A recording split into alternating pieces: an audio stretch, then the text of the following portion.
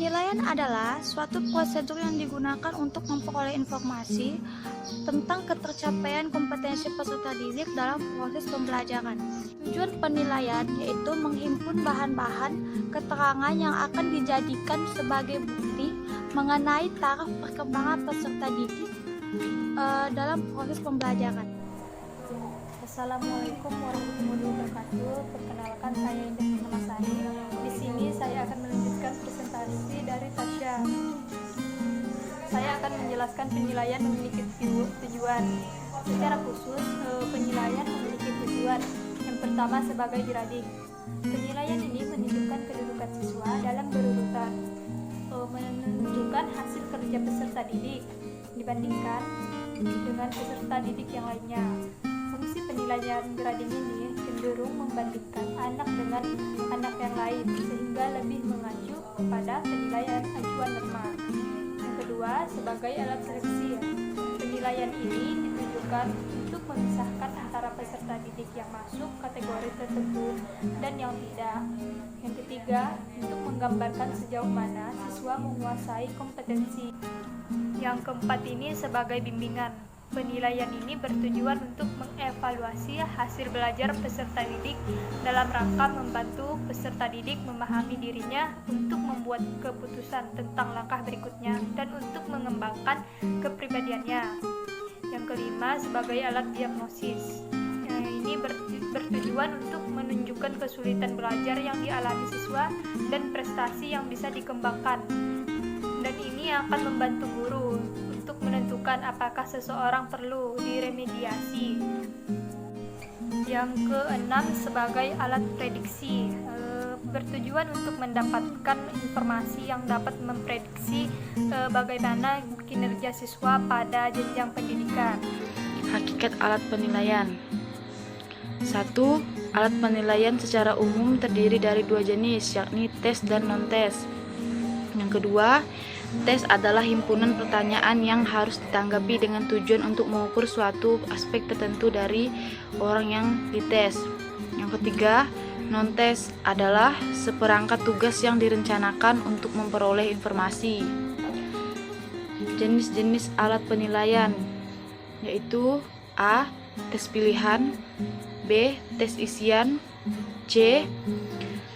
Penilaian forma terbatas yang berhubungan penilaian tugas, D. Penilaian forma yang diperluas. Alat-alat yang digunakan dalam penilaian. 1. Alat ukur tes, yaitu terdiri dari tes objektif atau tes jawaban memilih dengan berbagai variasi. Di antara tes objektif yang umum digunakan adalah pilihan ganda, benar, salah, dan butir soal menjodohkan.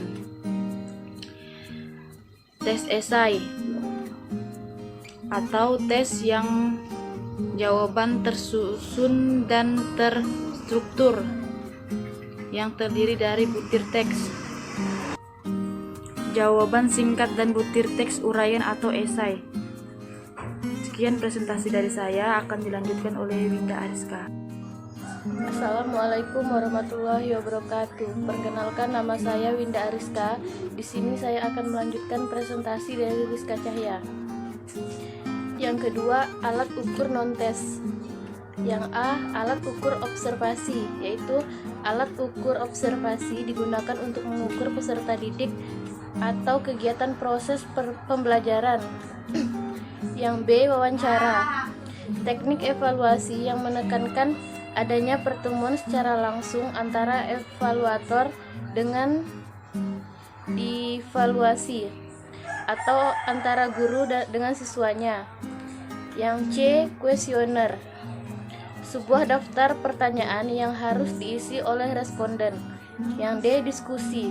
Pengambilan data melalui hasil diskusi kelompok yang terdiri dari beberapa orang yang ada umumnya dipadu atau dipimpin oleh pengumpulan data. Yang E, daftar cocok. Sebuah daftar yang berisikan pernyataan beserta dengan kolom pilihan jawabannya.